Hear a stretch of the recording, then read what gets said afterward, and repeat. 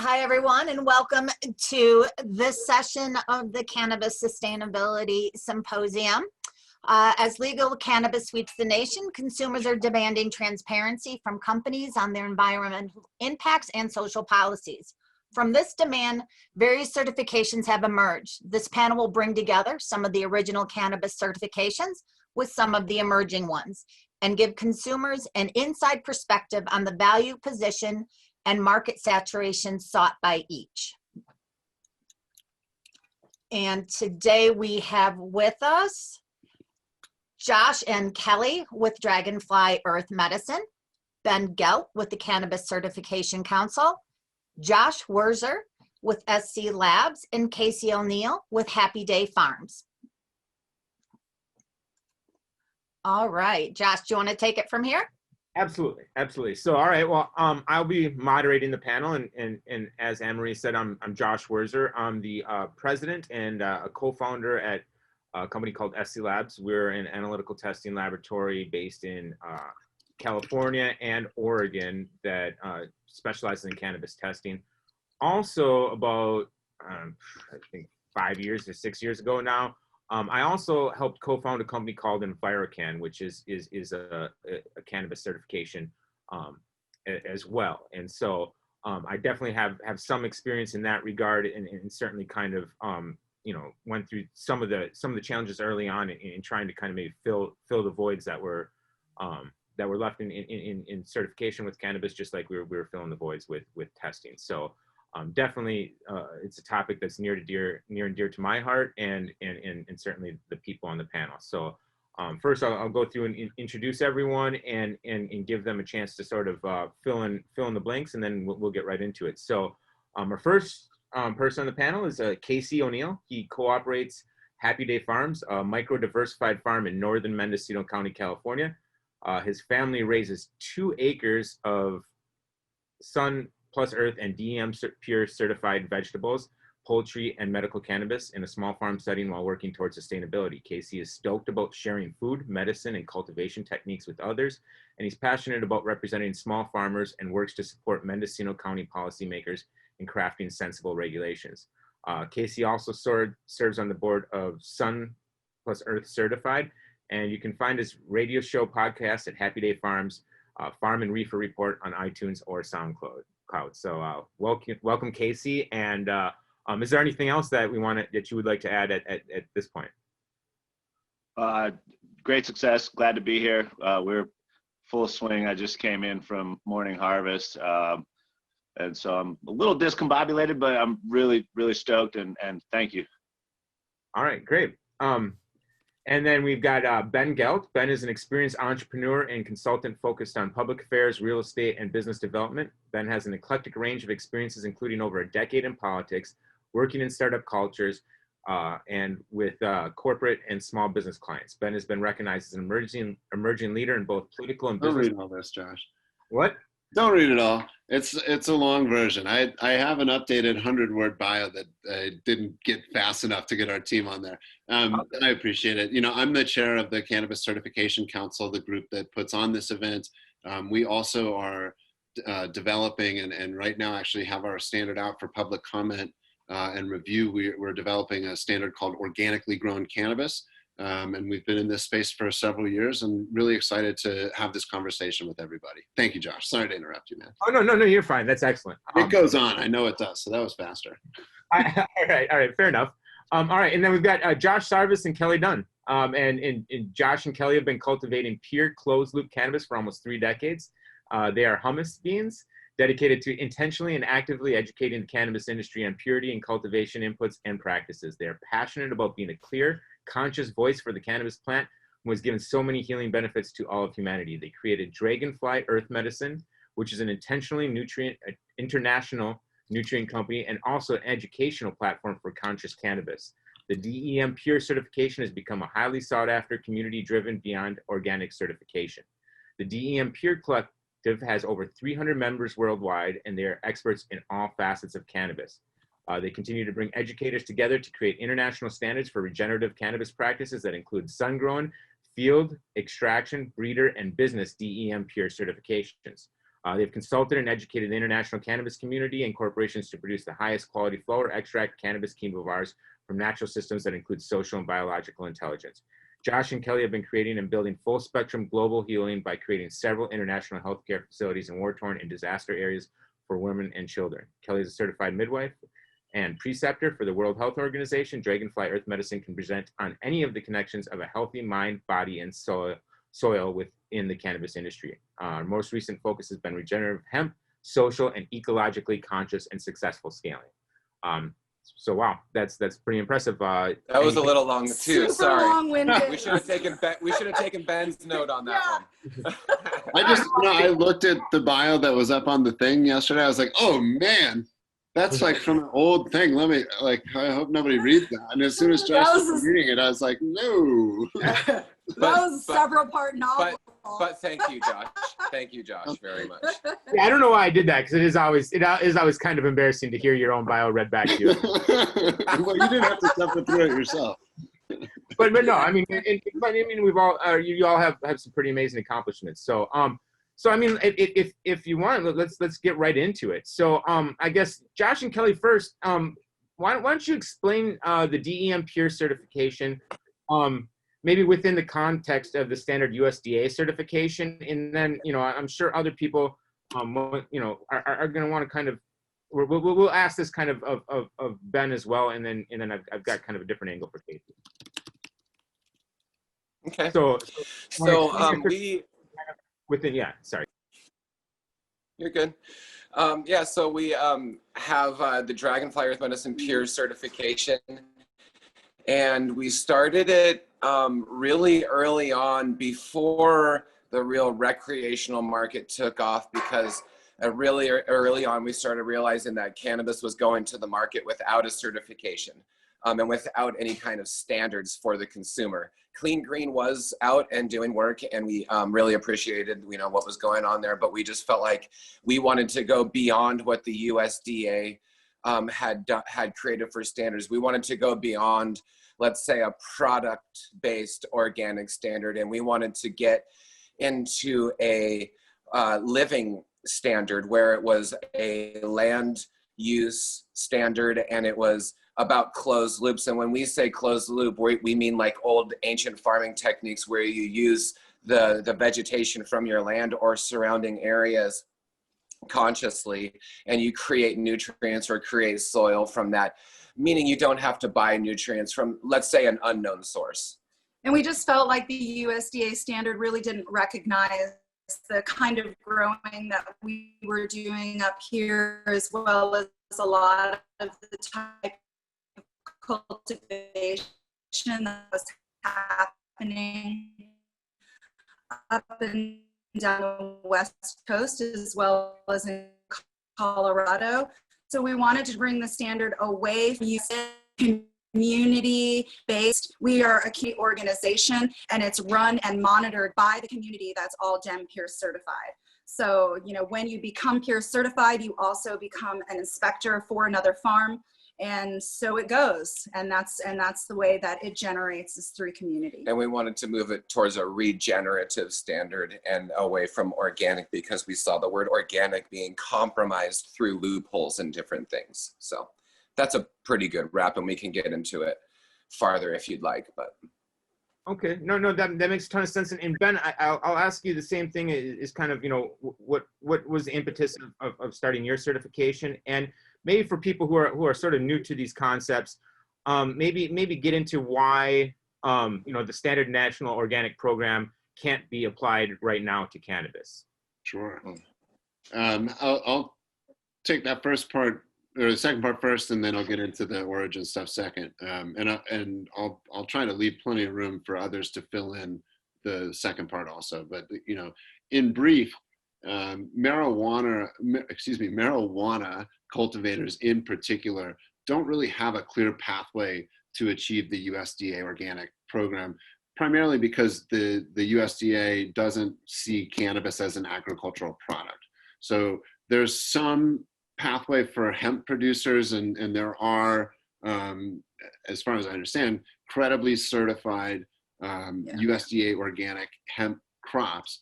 There are also a lot of dubious claims around organic and hemp, and frankly, any claim, as I understand, and I'll get into that about what my understanding is and what that context is and where some of that background is shortly.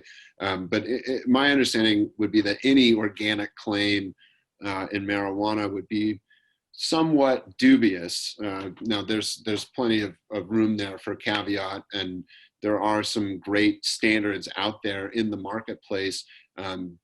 No coincidence of why you're all here. You know, Josh, what you've done with EnviroCan, and I think no doubt informed by your understanding through SC Labs. You know, Josh and Kelly and Casey with DEM Pure, understanding just how much is lacking, and again, in particular for marijuana producers, but also I think just for cannabis generally speaking. And Casey also being a part of the Sun and Earth certification program, no doubt understands the value and purpose of these certifications and what they mean. So, you know, knowing that marijuana producers really don't have a clear path, knowing that the hemp producers also have a somewhat convoluted approach, we started what is now the Cannabis Certification Council in 2014. And when we first started it, we called it the Organic Cannabis Association. So that gives you a clue about what we were thinking about initially. You know, my own background, I've been in the industry really since 2011. I can certainly point to some experience prior to that. But in 2011, I began working with the University of Colorado Toxicology Lab, doing public affairs with them. And I served for 3 years on the rulemaking committees and panels here in the state of Colorado, dealing with things like pesticide testing, quality control, environmental issues. The short version of all that is there's not much being done in terms of quality control and quality assurance when it comes to the manufacturing standards. And you know, while I initially thought that that was a very Colorado-centric thing, certainly as I have gone forward and learned more and more about the national picture, I think we all know that every state is completely different, and I think every state has some lacking sort of qualities in terms, again, of just quality control, quality assurance. Most states have set up, again, Josh, as you know very well, some pretty clear and in some cases quite rigorous testing rules. And I think that's good. But, you know, when you talk to scientists and you know, food producers and cosmetics and pharmaceuticals and the like, what you'll really hear from them is that testing should be kind of the last stop. And it should certainly not be the first stop or the only stop, which is really what the scenario is in every market. Colorado, California, Oregon, Ohio, doesn't matter. Testing is the thing that states have basically put up and said, here's what we're doing to create transparency and consumer protection and quality control. And it's just not a meaningful approach at the end of the day. So I've become very fond of saying that states have become expert at taxing and controlling the industry, and they have, and with good reason.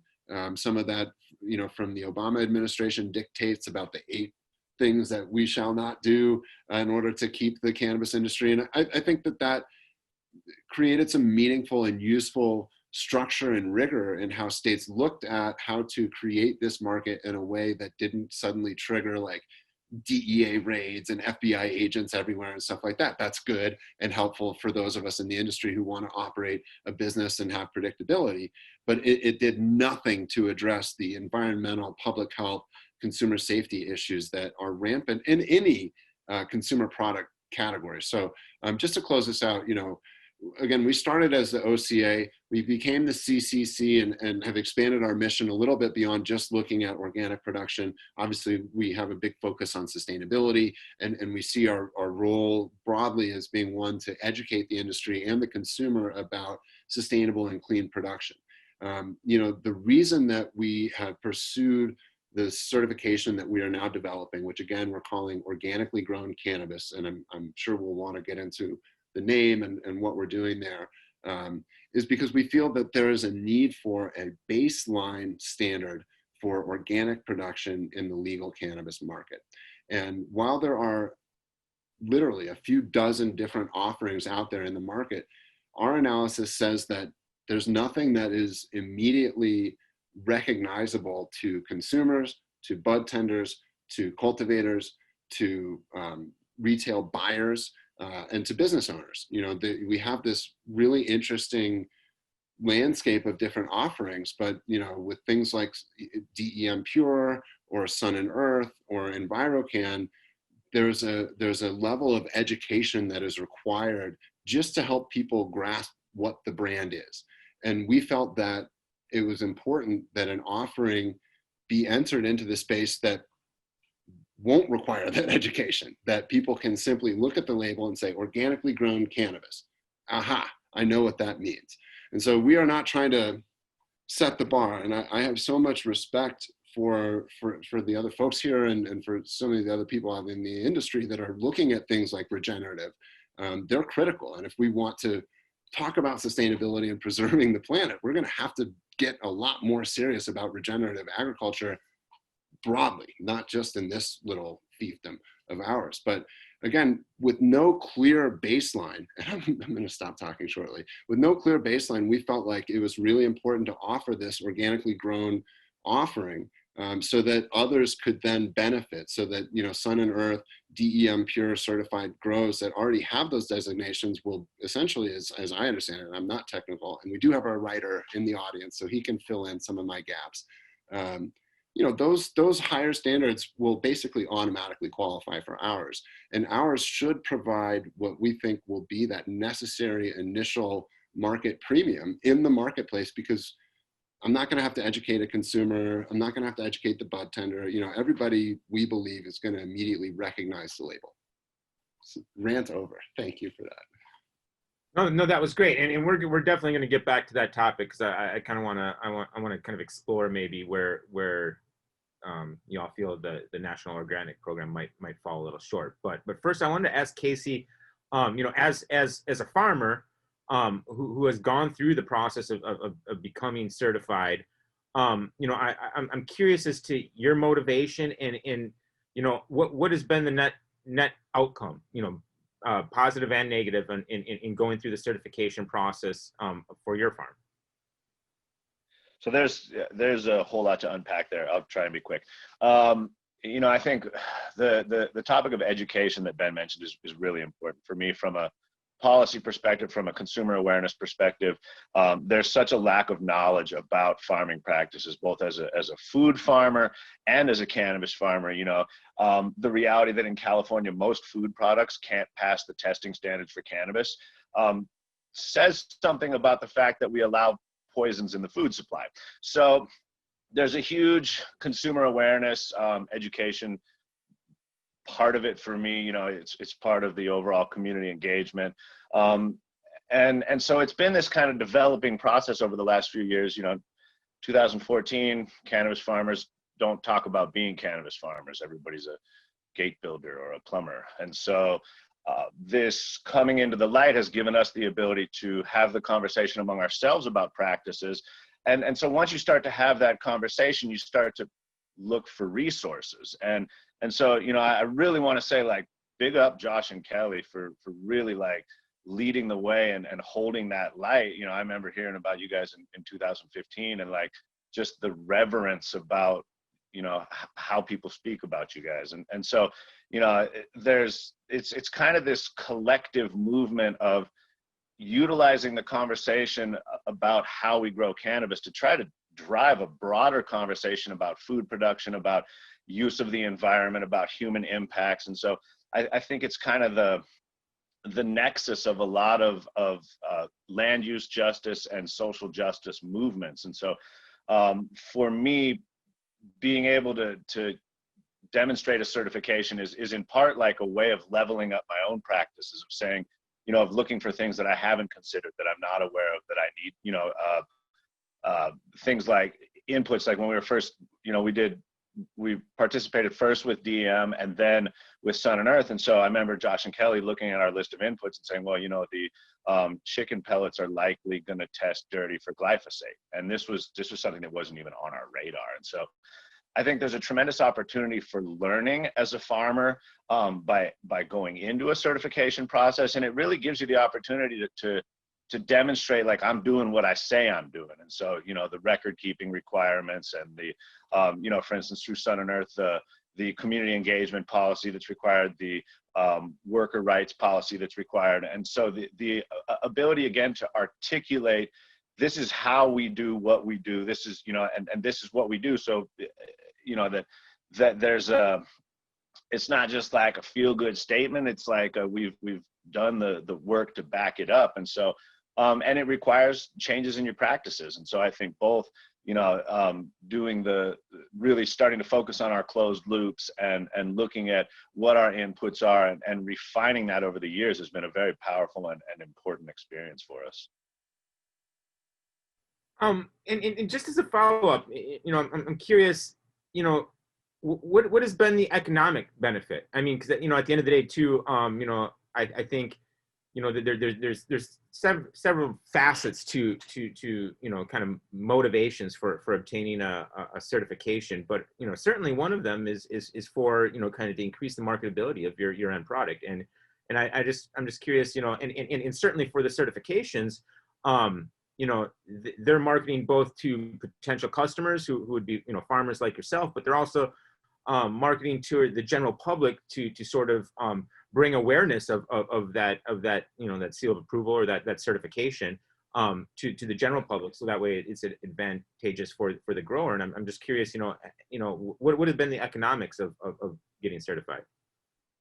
You know, to be honest, it's been hit or miss. You know, I think the first certification we did was in maybe 2013, maybe 2014, something like that. And that was clean green.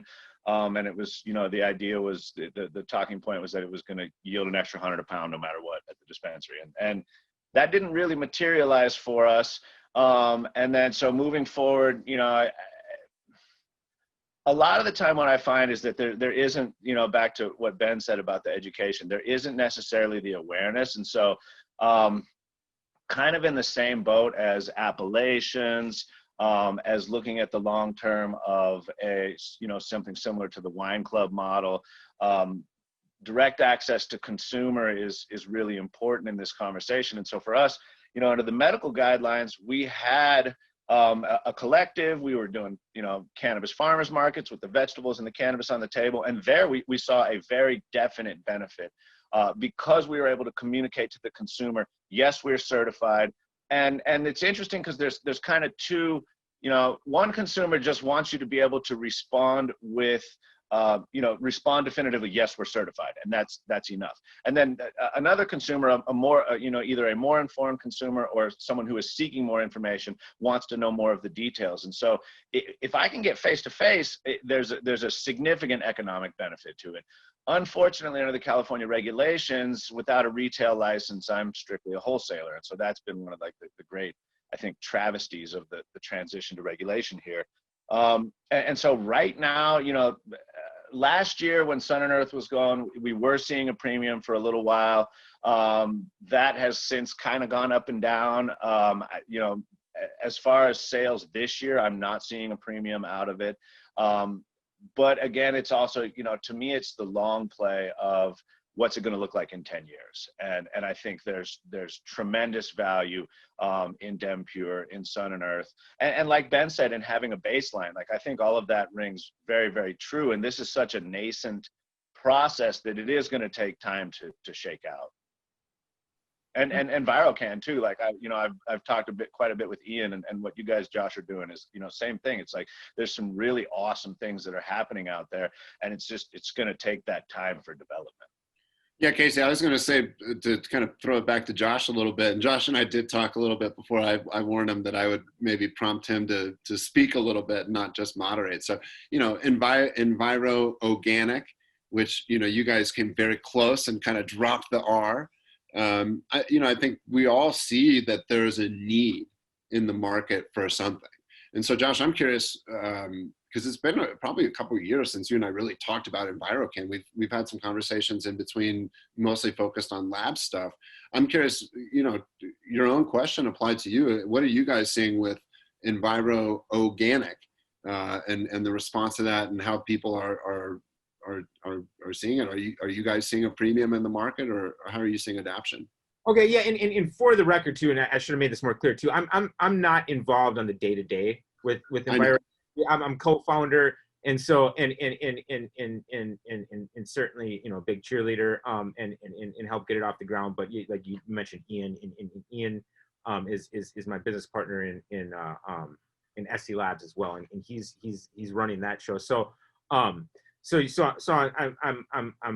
you know, very fond of it, but also kind of, you know, unencumbered by any ties to EnviroCan right now. So you know, I can kind of speak freely, and you know, really what you know, what we saw is when we first started in EnviroCan, you know, it seemed kind of like the logical progression from what we were doing with the laboratory, and certainly at the laboratory, you know, people kept asking for a certification, and really when you're testing, you can't certify anything. I think I see testing and certification is sort of you know, partners in kind of this overall consumer protection, and you know, we're in Santa Cruz, we're based out of Santa Cruz, and so we have CCOF is headquartered here, so there's a lot of overlap, and you know, we'd had some conversations with the director of CCOF, and you know, and he kept saying how you know, how much of a advantage it was to have the laboratory as part of the process, because, you know, kind of that's his blind spot as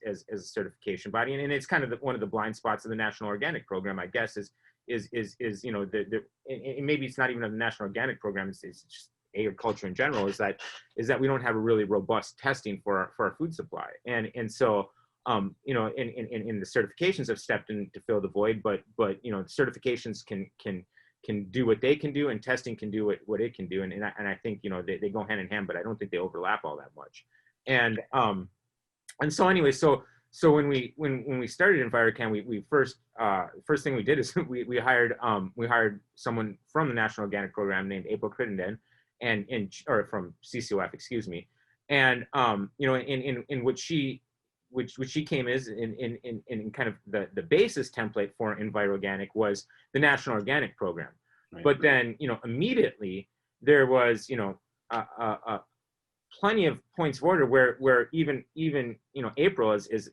you know, someone who you know, kind of in her previous work had you know, lived by the National Organic Program, saw places where she thought there were blind spots, and she could make improvements. And then certainly there were things that applied to cannabis that were sort of unique to kind of, you know, either the plant or the unique kind of, you know, regulatory requirements or the, you know, kind of uniqueness in kind of how it's produced currently. So where you know, kind of alterations or changes or additions to the program made sense. So our EnviroOrganic, you know, was essentially the National Organic Program with a bunch of other things added to it. And I guess, and so that was my next question too, is, you know, and Ben, you got into it a little bit, but, you know, where does the National Organic Program fall short for cannabis? And in kind of, you know, what additional steps should a cannabis certification take that maybe aren't either necessary in the National Organic Program or are lacking in the National Organic Program and should be there and aren't, and really, you know, where should cannabis step in and fill the void? And so I'll kind of turn it over to everyone. I'll take a first whack at that, and I'll also throw Nate out there again, who I see is also in the chat a little bit, and also just texted me, so let's see what he says. Clarity around indoor-outdoor greenhouse. Thank you, Nate, for making me sound smart. And that actually tees me up perfectly. So Josh, you know, to your point, we did identify some gaps in the NOP and how it can apply to cannabis. And it's not that it's necessary to start over. We also actually worked with April Crittenden, another thing we have in common. So we hired a standard writer who is deeply familiar with the, you know, NOP and the USDA, and comes from the world of organics and certifications. really, and Nate didn't have a strong cannabis background. He has a very strong ag background. And then we assembled, and I'll provide some links here as I talk, we assembled a technical advisory committee around Nate that was made up of cannabis industry professionals, a lot of whom have traditional ag backgrounds and have a deep familiarity with the NOP.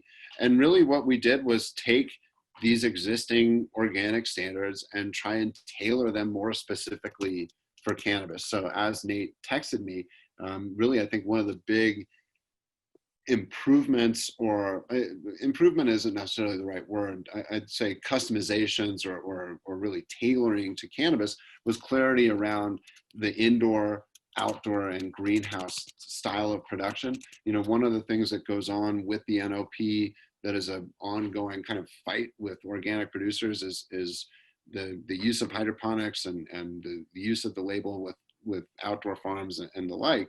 And there's 3 different versions of the USDA label, but for most consumers, they just know that there's the USDA organic program. They don't know that there's these 3 levels of it. That's getting pretty granular for most people. So a lot of soil farmers are frustrated that hydroponic and aquaponic farmers are able to essentially get the same label. One of the things that we've done with the organically grown cannabis program is we'll have a unifying seal, but there will be a delineation, indoor, outdoor, greenhouse. And we've made, you know, adjustments in each sort of tranche of that in our standards so that we can really accommodate those types of production. Because again, when we looked into the existing landscape of certifications, we felt like we needed to offer something that really addressed the market. And if you don't address indoor production, you're really leaving about 95, 98% of the market out. So, you know, I think those things are big gaps with the USDA and NOP. And then of course, again, there's the fundamental problem that they don't recognize cannabis as an agricultural product. Josh and Kelly, you guys want to take a whack at that one? Yeah, and also too, if you want to take a whack at it, and also maybe explain kind of, you know, the difference between, you know, your regenerative certification versus just kind of versus a standard, you know, organic certification, and where regenerative, you know, takes a step further. Mm-hmm. Okay. Did you want to go? Sure, I'll start and we can Okay. switch. But I was just saying that the purpose of our certification really is to save the world. I mean, we're really genuinely looking at humanity and looking at the earth as a severe situation. And that's why we've chosen to align more with regenerative than say sustainable, because we don't want to sustain this broken system. And with National Organic Program and with just certifying products are essentially just sustaining things. They're not regenerating life on Earth. So what we wanted to do was, you know, National Organic Programs allow single-use plastics. They allow inputs to not be organic if you can't find something organic. There's a lot of ways that chemicals can make it into your grow operation, and we're farmers first. So we're not just certifiers, we're land people. We live on the land, we have a farm, we make medicine every day, and we have products. So we recognize the plant as a spiritual sentient being that is a dynamic accumulator, and it's gonna suck up everything that we put into the earth. We're seeing the growing of the plant as a potential to heal the earth. So when we grow the plant, we want to grow the plant and heal the earth. The National Organic Program doesn't require a cannabis farmer to grow food, but we see that as an essential part of making it into the future. So our cannabis farms have to grow a certain percentage of food, because that connects you to your biome and that connects you to your ultimate wellness.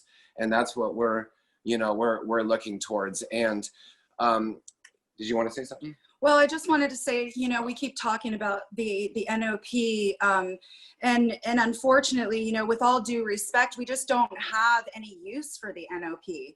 Unfortunately, you know, the standards that are happening today are standards that really don't apply to us. We have created a certification for the success of the farmer, and that means all the way down to looking at what, you know, organic standards doesn't even test for glyphosate. And if we're not looking at glyphosate values for farmers, then farmers are decreasing the value of their soil, which is what everything that we're trying to do to bring up our soil, like everything a regenerative farmer is doing is to look at their soil and place value and future commerce and even future community on that soil base. So if you're continually adding things that have an OMRI certification or have an NOP certification that truly hasn't gone through rigorous testing that the cannabis industry has to go through, then farmers are going to continuously fail their testing. So we created a standard so that farmers would be successful from the beginning to the end. And unfortunately, the NOP standard is not creating success for the farmer. And we're creating a connection between farmers to support one another through this new information, through ways to grow with nature, and there's been terrible fires this year, and we support each other through fires. By not buying products and using your own, you're saving money. So we're seeing that as a way to, for farmers, it's not just about being certified, it's about being in business still 5 years from now. Are you still a company in 5 years? And that doesn't necessarily come when you buy pallets of certified products. Or maybe we're mining the earth for soft rock phosphate because we think that the only way for us to get a big flower is to add soft rock phosphate. Well, that's a harsh practice. And we've also seen OMRI really do us wrong in the organic community or the regenerative community. Are we locked? I don't know if people can still hear us. Yeah. Okay. And Josh Werzer, you can maybe talk about this, but there's been products that are OMRI listed, which then people use in organic practices, which have failed tests. We know many times. We personally know a lot of farmers that, let's say, 300 pounds got locked out because they used a spray. And you've seen in California, heavy metals has become a huge thing. Well, life is heavy metals. I mean, I'm breathing heavy metals every time I go outside. So, and Casey, you spoke to this, like the food is tainted. We're in Canada right now, and I'll make this really short, but Canada essentially has a war on clean cannabis. They have gone from a 10,000 microbial units per gram to recently in the last year to some 100 microbial counts per something. Like every piece of herb in Canada really has to be irradiated. And meanwhile, we're taking in raw pharmaceuticals in our water.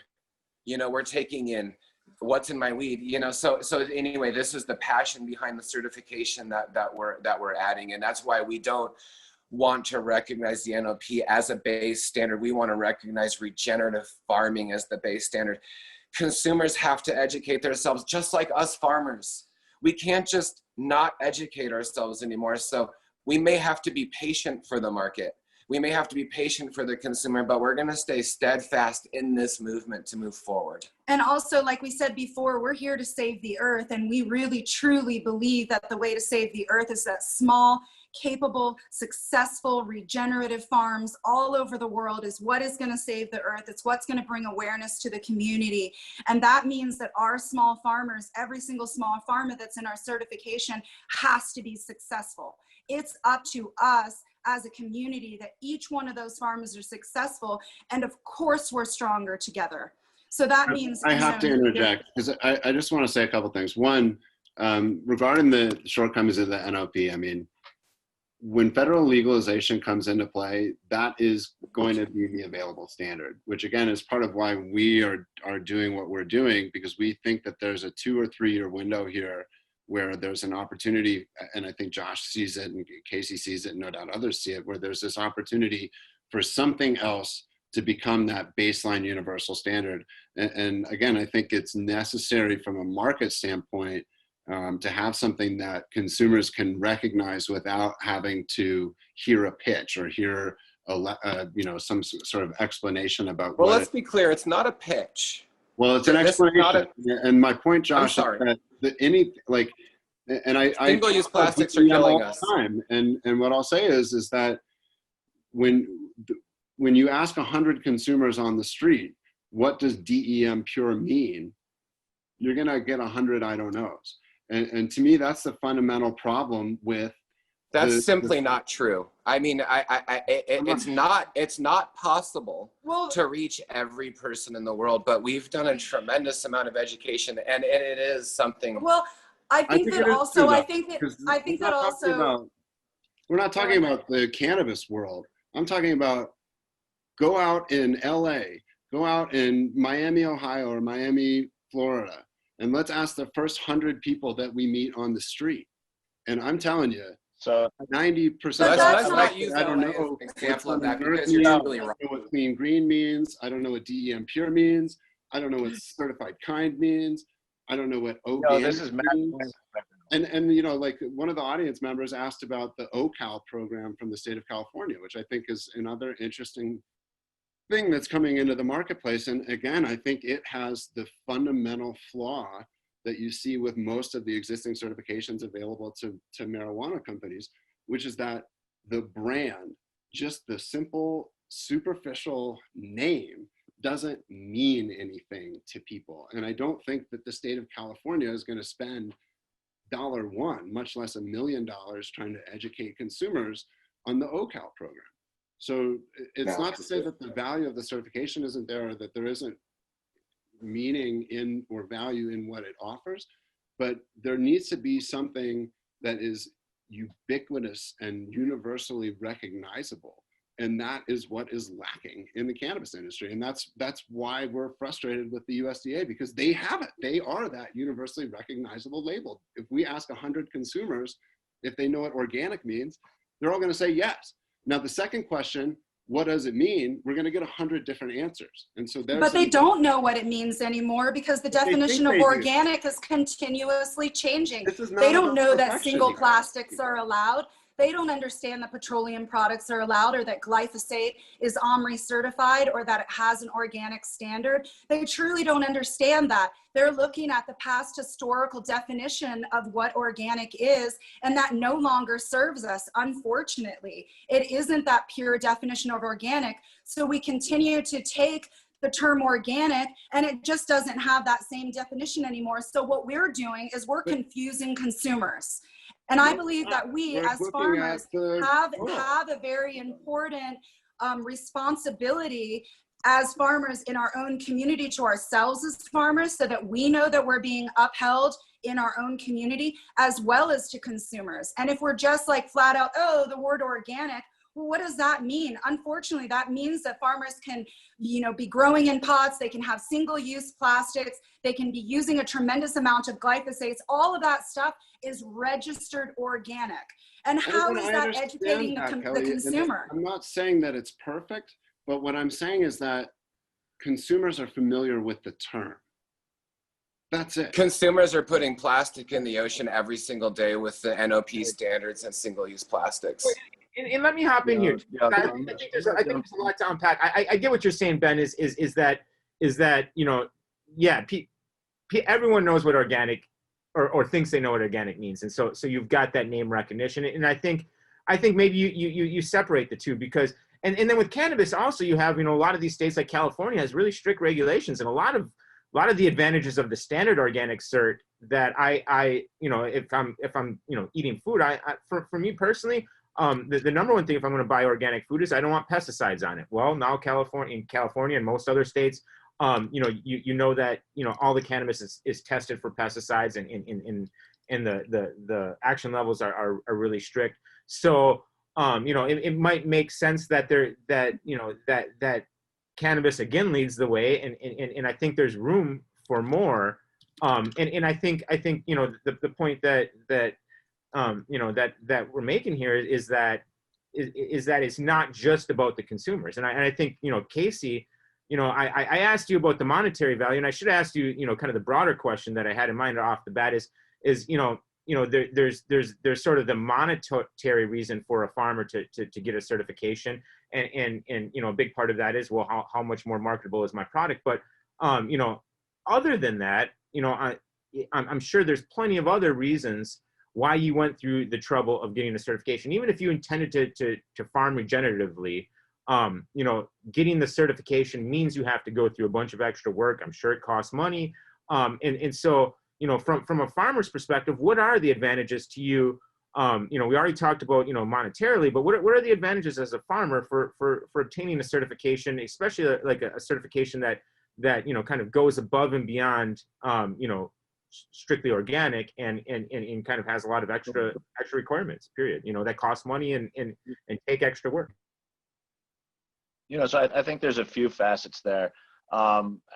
First of all, you know, I really like to emphasize this concept of co-opetition, you know, that all of the certifications are helping to lift the conversation about what the future of agriculture should look like. And so, you know, to really dial it down into nuts and bolts, like, as soon as I get off this call, I'm going to go back out and get back to spreading cover crop seed, both in the pasture and on the beds that we've just harvested. And so this idea of increasing living soil, of increasing health, of increasing water storage capacity, trying to take steps to reverse climate change through reversing desertification, like all of these practices and processes build towards something that I think this is a collective movement that we're trying to see and to work on.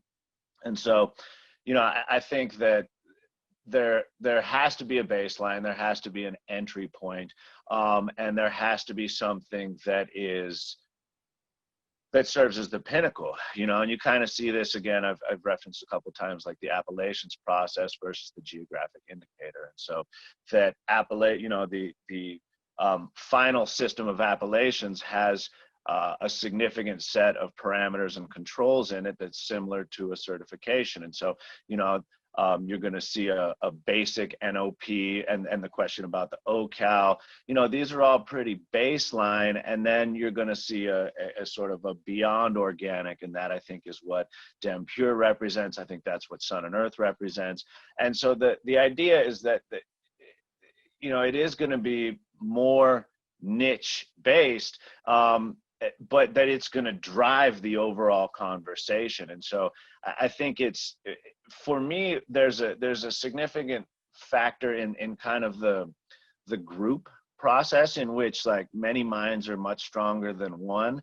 And so there's a huge, you know, especially in trying to navigate through the changing regulatory process and all of that stuff, having that group support has been tremendous, you know, incredibly powerful, to be able to be in contact with other people who are trying to navigate the same processes, and both from like a regulatory standpoint, but from, you know, producing inputs on farm. 5 years ago, we really weren't producing a whole lot of inputs on farm, and, you know, we've always been big believers in fostering biodiversity. And so, you know, all of a sudden, lo and behold, we came to find that all of these things we've been tending over the years, the comfrey, the alfalfa, the borage, all of these different plant allies that are suddenly actually highly useful for making on-farm fertilizers. And so it's kind of one of those, you put the building blocks in place and you start to see what the structure looks like, and through the conversation with different farmers, with, you know, different folks in the industry, in the certification process, all this stuff is like this bubbling stew of information, this ferment that is very powerful, and I think, you know, like Kelly said, has the opportunity to really change the world. And just like everything else, I mean, you know, I think people have, you know, everyone has kind of their perspective on it, and once you start getting beyond kind of, you know, once you start going from just the, you know, we don't use pesticides. There's an actual difference between the product too. Also, you know, kind of what were the ethics with which the product was produced. You know, everyone's going to have different, you know, kind of I think appetite for how important that is to them. But I think, you know, I look at even within the organic program, you know, I'm still, you know, purchasing organic beef, but then I'm also looking for grass-fed beef, or you know, I'm buying my chicken, but I'm also looking for free range. And so I think, you know, the consumer, you know, organic's been around long enough, I think, where the consumer now is hip to that, and is also kind of looking for what's next in all their products. And again, you know, I think, you know, cannabis should really lead the way here. And so, and just just real quick, I think it's about sort of opening the door to the infinite rabbit hole, because once you start down the path, it becomes a positive feedback loop. And so it's just like you said, like first it's organic, and then it's free range, and then now it's like I'm gonna eat my pasture raised chickens that I raised, and I'm not gonna buy store-bought chicken. And so it is, and I think cannabis for so many of us was the portal back to farming, was the portal back to agriculture, and now continues to be this rabbit hole of infinite self-betterment and betterment of practices that has a tremendous effect on the world. So again, that's, I just really want to appreciate the opportunity to have this discussion. Also, I wanted to interject just really quickly. And, we were saying that, you can go down to LA and you ask people what the term organic is. Well, they know what the term organic is. I totally understand that. And unfortunately, I do have to apologize. We get a little bit like, as farmers, possibly a little bit worked up over these terms because the term organic has turned us wrong so often. I can't even tell you how many farmers who have followed the organic standards that have to throw out their entire crop. So this is a really very personal, place for us, but they may not, know the term DEM pure, they may not know, but they know the term regenerative.